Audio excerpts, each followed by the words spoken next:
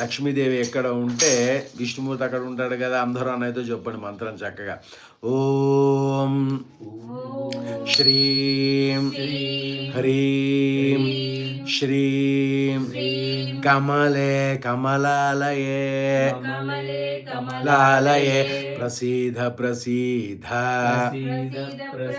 శ్రీం హ్రీం శ్రీం ఓం మహాలక్ష్మ్యై నమః.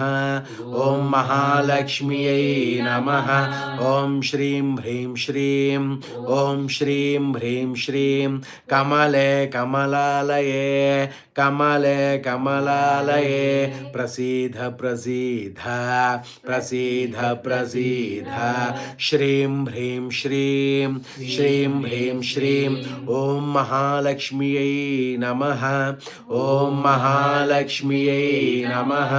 ఓం శ్రీం హ్రీం శ్రీం ఓం శ్రీం హ్రీం శ్రీం కమలే కమలాలయే కమలే కమలాలయే ప్రసీద ప్రసీద ప్రసీద ప్రసీద శ్రీం హ్రీం శ్రీం శ్రీం హ్రీం శ్రీం ఓం మహాలక్ష్మ్యై నమః.